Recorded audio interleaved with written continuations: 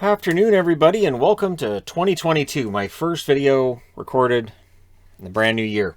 And 5 games to review for this afternoon. There's 4 games tonight, so in a way it's kind of an easier day for me than a normal Saturday. There's a nice break between the afternoon games and the evening games. So yeah, 9 games, 5 games early. We'll go ahead and we'll jump right into it with Boston and Buffalo. I'm wearing the glorious and very ugly jersey of the Boston Bruins because this game kind of ends up being an ugly way to get it, but okay. So it's Luukkonen versus Ullmark. Ullmark against his former teammates. It worked previously, not as well today. 16 seconds in, the Bruins get a power play. That was a no. So their power play had some problems, and it is worthy of note. Boston having their top 12 forwards in the lineup the first time, likely all season, that they've all been healthy. And they looked rusty to start because they haven't played in weeks, right? Buffalo has, and Buffalo scores. Hinostroza from Murray and Dahlin at 6:33. Pretty good shift. And the Bruins seem to be in neutral on that shift. So what's weird is Boston leads in shots quite often in this game, but it still didn't feel like a Boston game. It still didn't feel like they were in sync. Sabres press, things get kind of scrummy. The Bruins end up getting their second power play. The Sabres kill that off as well. The shots are 7-3 for the Bruins with 7 minutes left. One of those 3 shots has gone in for Buffalo. Skinner has a chance that's saved. McAvoy then has an opportunity. That's saved as well at the other end. The Bruins had a 4-on-3 that fizzled out. And you could see on that play that they were a step slower than the Buffalo Sabres. No sustained Bruins pressure for most of that period. And Dahlin ends up playing 13 minutes and 7 seconds in the first period. So Dahlin getting a lot of ice time. The bottom 2 for Buffalo not getting very much. So the top 4 worked pretty hard. Yoki Haru had over 12 minutes in the first period too.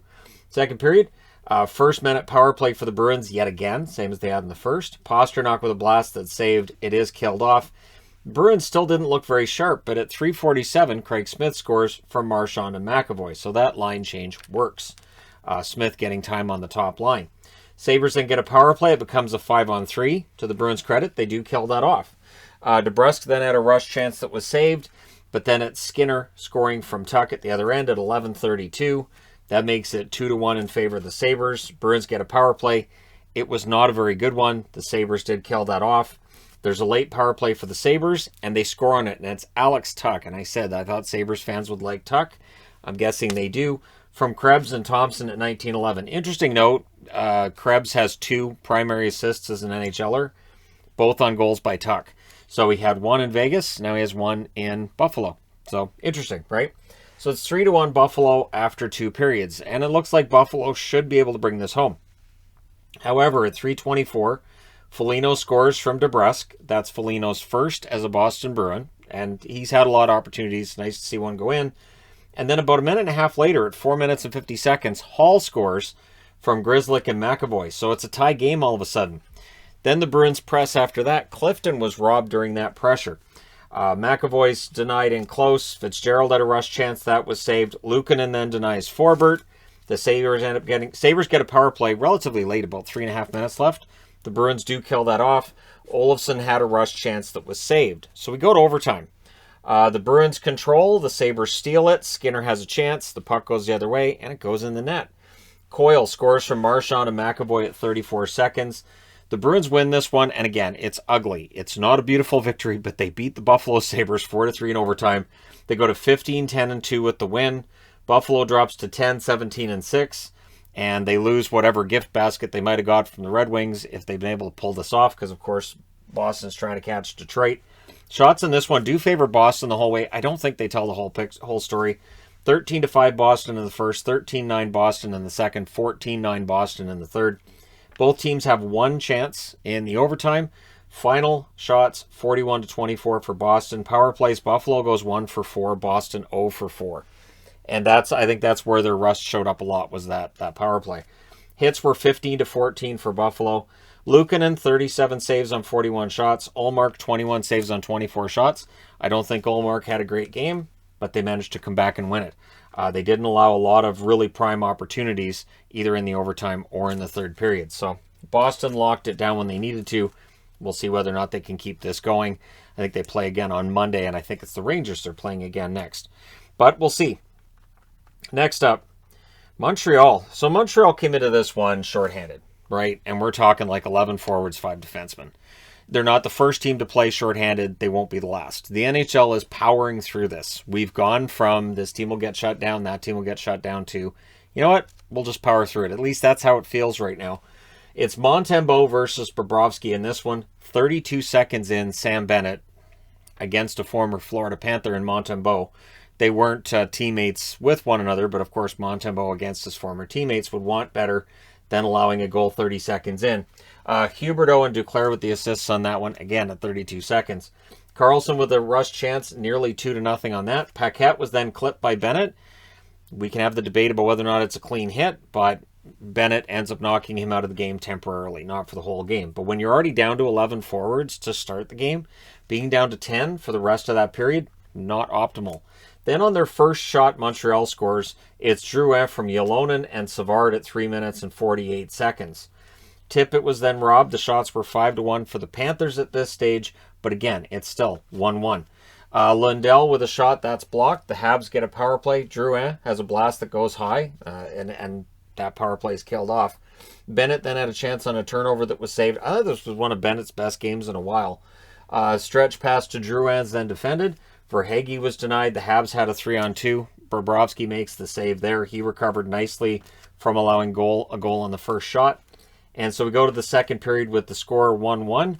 And there were 30 shots in that first period. It was pretty high opportunity. Second period, Paquette was still out to start the period. He came back a couple of minutes into it. First chance was to the Panthers. Panthers end up getting a power play. That was unsuccessful. The Habs get a power play, also unsuccessful. However, Suzuki would score from Niku and Ylonen at 9:29. And halfway through this game, it's 2-1 Montreal. And you start thinking, can they do this? Can they pull off an unlikely victory on the road against a team that's fantastic at home? Ultimately, the answer is no, but you have to like the fight they showed in this. Panthers have a rush. Duclair's denied. Power play then for Florida. And Barkov, he scores from Reinhart and Duclair at 15:02. And this is where you could start to see that the Habs were just getting worn down. So many prime opportunities for Florida and just shot after shot. I felt bad for Montembeault. Vetrano makes it a lead for Florida before the period's out from Reinhart and Tippett at 17:30. So it's 3-2 for Florida after 2. Third period, 2 minutes left. The Panthers get a power play. There was a shorthanded break for Suzuki. He is denied. Now we go to the third period. And 15 seconds in, Sam Bennett scores the second of the game from Weegar and Huberdeau. The Panthers then get a power play. That was unsuccessful. The Habs get a turn on the power play, also unsuccessful. And Montembeault's doing his best to keep it close. It's now 4-2. He's doing whatever he can. But Marchman scores from Lundell at 13:04 to make it 5-2. Drouin has a chance that's saved. Gudas has one saved at the other end. Just way too many shots being allowed overall by Montreal. And Florida wins this one 5-2. Montreal drops to 7-23-4. Florida 21-7-4 is their record. Shots in this one were 15 apiece in the first, and then you could see Montreal starts falling behind. They were outshot 21-6 in the second, 12-10 in the third. Final shots 48-31 for Florida. Power plays, Montreal 0 for 3, Florida 1 for 5. Hits 29-25, also favoring Florida. Montembeault saves 43 out of 48. This might have been his best game of the year. I know the stats aren't going to be great for him, but I thought he played well. Bobrovsky, 29 saves on 31 shots. That's how you recover from allowing a goal on the first shot. You save 29 out of the next 30. So there you go. Now we move on. And the last of the earliest games that started, Carolina and Columbus. And this game was just completely insane, right? So it's Ranta versus Tarasov. Neither goaltender finishes the game. Fast was denied by Tarasov. Canes press. The shots are 5-2 for the Canes at 5.5 minutes. They are outplaying Columbus. And then at 6:54, Werenski scores from Roslovic and Bemstrom. It's 1-0 for Columbus. Werenski nearly gets another. The shots are 8-5 for the Canes halfway through. And at 12:30, Columbus scores again. It's Boquist from Nyquist. And so that's the 7th shot of the game for Columbus. 2 of them have gone in. And there's 13 shots so far for Carolina. None of them have gone in. So completely odd game here. Fast then can't bury. There's some frantic pressure as the Canes were doing their best to try to get this back, right? There's 4 minutes left. They're trying. Canes get a power play. During said power play, it's a shorthanded goal. It's Nyquist from Texier at 18:04. So that's kind of odd, isn't it? So it's 3-0 there. Svechnikov's denied. He ends up taking a penalty. Nyquist then gets a penalty that makes it a 4-on-4 with 15 seconds left. So we go to the second period, still 4-on-4. Columbus, strong play shorthanded when Carolina has the man advantage. Svechnikov's denied. Everything's killed off. Aho was then denied after it ends. Tarasov had made 25 saves in 26 minutes of action. Almost a save a minute. So Tarasov playing very, very well. Columbus then gets a power play. It's unsuccessful. However, after it ends, Texier makes it 4-0 in favor of the Columbus Blue Jackets from Robinson at 8:38. Let the good times roll. You know, you're up 4-0. You've got a young goaltender in Tarasov that looks great. Everything should be fine. This is Carolina. So you got to keep it up. Lawrence would answer about 30 seconds later at 9:11 from D'Angelo and Stepan. So that makes it 4-1. No problem, right? Columbus then has a power play. It's killed off. And then Shea scores from Svechnikov at 14:05 right after the kill is done. So this is where you get nervous. The thing with Shea was he was the one that came out of the box, and he had to play winger coming out of the box. He did pretty well. By saying play winger, I mean on the wing, not like Winger, the hair metal band from the 80s. So the Canes look for another, and they have a lot of momentum. They get a power play. It's unsuccessful. But going into the third, they're down by 2, and this should be good. The problem is Tarasov doesn't start the third period. He's out with a lower body injury, and goes Elvis Merzlikins. But Elvis's numbers are good. He's the starting goaltender. Shouldn't be a problem. Canes press at 3.5 minutes. Svechnikov thought about doing the lacrosse on a pass, and he decided not to, but it's always there in the back of his mind. And then Shea gets his second goal of the game from Pesce and Trocheck at 6:53 on a set play off of a face-off. This is really where the game completely gets away from Columbus. Columbus would press, Anderson without a stick. They're unable to capitalize there. And then Niederreiter scores from Cole and Anderson at 10:34. So Freddie Anderson with the secondary assist there. And then it's 16 seconds later that Ethan Bear scores the 5th goal in a row for Carolina from Nechus and Kotkaniemi. So at 10 minutes and 50 seconds, all of a sudden, Carolina has a lead in Columbus. And I mentioned in the preview, Columbus has a great home record. Today, it looked like they were going to add to it, and then it just all fell apart. And then a little over a minute later, Lawrence scores from Jarvis. So at 11:59 at 6-4 for Carolina. They pull the goaltender, do those Columbus Blue Jackets, because what else are you going to do? And at 17:30, Svechnikov gets the empty netter from Trocheck. Your final score is 7-4 for Carolina. They go to 23-7-1 with the huge comeback. Columbus collapse, 15-14-1 with the collapse. This hurts. This is a division rival, right? So the shots are 18-9 Carolina in the first, 15-7 Carolina in the second, and then 16-2 Carolina in the third. Columbus had no answer. Final shots 49-18 for Carolina. Power plays, both teams go 0 for 3. The hits, not a heavy hitting game, 11-9 for Carolina. Ronta saves 6 out of 9. Freddie Anderson in relief only faced 9 shots over 40 minutes. He saved 8 of them. Tarasov saves 31 out of 33, and then Merzlikins saves 11 out of 15. I'm not saying Tarasov would have held the lead, but you could see the difference between Tarasov in net and Merzlikins, and hopefully Tarasov is able to return quickly from whatever that lower body injury might be. If it was upper body, I'd say it was his back from carrying the team through 40 minutes, but apparently not. All right, now I need to change boards. Okie dokie. So, the New York Islanders, are they clawing their way back in? Maybe. And this is the thing, right? They've now got 2 regulation losses in their last 11 games. So at the very least, they've had points in 9 of their last 11. They're doing their best to claw their way back in. It's not going to be easy. It's Koskinen versus Sorokin in this one. The Oilers press at about 6.5 minutes. Keep in mind that we have 5 games on at this point, and this was the one that didn't have a lot going on. The shots are only 2 apiece at 8 minutes. So what's interesting is the Oilers in New Jersey yesterday, it's goals, goals, goals, goals, all kinds of shots and craziness. And this game was really locked down. and it felt like both teams were being coached to play the defensive side first and the offensive side second. Islanders go to a power play. Dobson with a blast that was saved, Koskinen and Sharp. The Islanders then get a second power play during the first period, and they score on it. Lee scores from Bellows and Dobson at 16:40. That's it for power plays in the game. The Oilers had none. The Oilers had one power play in their last game. They had one power play the game before.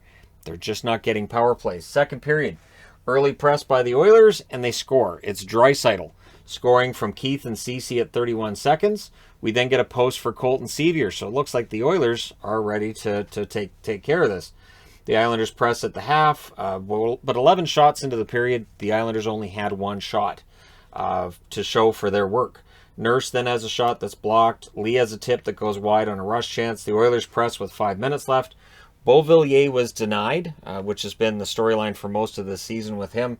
And then Nurse puts Edmonton up with a what you can call a knuckler. It's what they kept calling it, and yeah, it's true. It was a 40-mile-an-hour shot. Just puts it over top of where Sorokin was. Hyman and McDavid with the assists at 17-13. So both McDavid and Draisaitl with points today. Last minute, Martin has a tip. That goes high, but it's 2-1 Oilers after 2 periods. We go to the third. 2 minutes and 23 seconds in, Beauvillier on a fantastic steal by Zarnik. Zarnik gets it over to Beauvillier. Beauvillier just buries it. And really nice goal to tie it up. The Islanders then nearly steal it again. This is where the crowd is getting very, very loud. UBS Arena can get loud, which is good because they've been faithful to this team throughout this really, really rough start to the season. The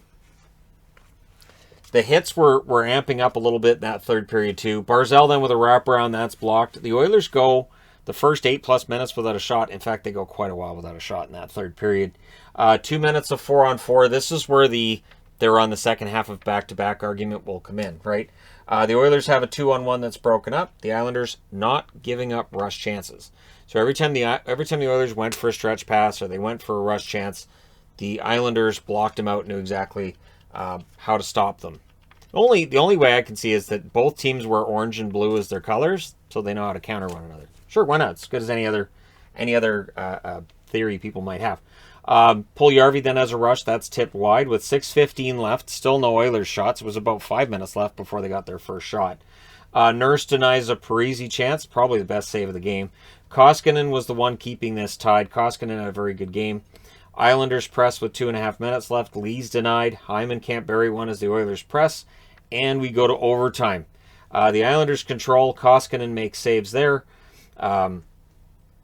Koskinen saves the one chance there. McDavid then has a drive that wouldn't go. Draisaitl has a shot that's fired wide. So they were out there a lot together in the third and in the overtime. But Dobson finishes this at 3:52 of overtime from Barzal and Pelech.